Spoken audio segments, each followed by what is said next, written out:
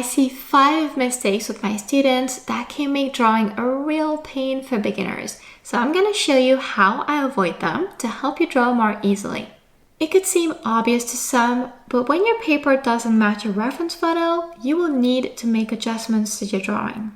There are 2 ways this happens. The frame of the photo is different from that of the sheet. In this case, either trim the sheet to match the photo's frame, or crop your photo to match the sheet's frame. It will help you draw in correct proportions. The sheets and photos frames are already similar in terms of proportions, but they don't match in size, as in the case here, with my sheet being a lot larger than the photo on my laptop screen. A good way to solve the problem is to find the main landmarks on your photo and locate them on the sheet. For example here, the main elements I can pull from are the ground and the stag. A simple way to find the ground line or any horizon line is to use your fingers. Find the ratio from the photo. For example, here the ground takes about 1/8 of the length of the frame on the left side. All I need to do now is to find 1/8 of my sheet and I can draw a line. For something other than a portrait, don't worry about extreme accuracy. It's okay if that line isn't exactly like the original, as long as roughly the placement is right. The idea is to keep going. Another main element here is the stag. So next, you'll want to roughly measure its own placement on the photo and transfer that to your sheet. Taking a bunch of measurements with a ruler or tracing a complex grid aren't a must to start drawing accurately like a pro. On the contrary, they might help for some, but for others, they overcomplicate the process.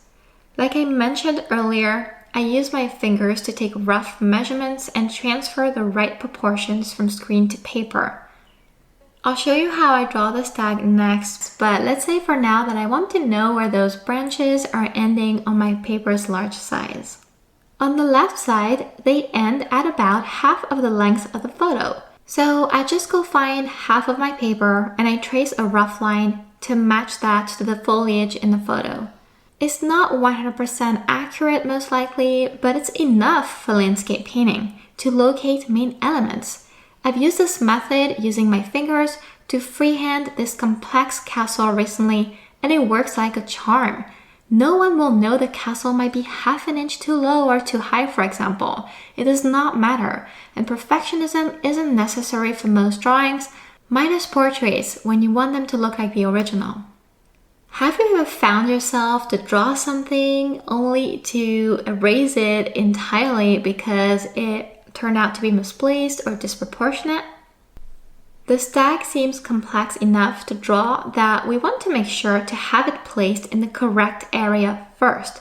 So my suggestion is to locate the top, bottom, and sides of it. Make a box into which you know it's going to fit. I'll use my fingers once more and a ruler either to locate the main points or just check my main measurements. The ruler will help me find the middle of the sheet, for instance here, since the stag is located in the middle. Then I completely leave the ruler aside to start refining the drawing, unless I feel I need it. There's no set rules, of course, when it comes to using a ruler or not. You just do it the way you feel the most comfortable with. So we have located our main elements, but now the hardest part is going to be to draw the actual stag. Starting with simple shapes is a piece of advice many are giving, and for me, it has been the best one because it allows you to check where the drawing is going, if it looks right or not, without getting into a bunch of detail too soon. I used to try and draw the head entirely, then the body, but then if I noticed something was off, like the head being too big compared to the body, I had to erase and start over. By using my fingers again, I can check proportions roughly, and then I try and simplify the main shapes as much as possible. Just so you know, I usually don't press so hard and I don't recommend to be heavy-handed like this. I added pressure with my pencil for the purpose of this video only. You might be thinking that drawing looks a lot easier than it actually is, and that is just easier for some people. Working with my students on their artwork, I noticed one of the biggest issues is observation. Rather than focusing on your sheet, Observe the little things in your photo. For example, here, I see the bottom of the mouth is on the same level as the end of the backbone. I also see the paw on the far right is level with the beginning of the right eye. There are plenty of things like these. Find yours and place those landmarks. Pretty soon, you have more and more features of the stag located, and you're able to refine the drawing until it looks pretty accurate. And it's okay to make mistakes and adjust as you go, as I'm doing here. I do that all the time.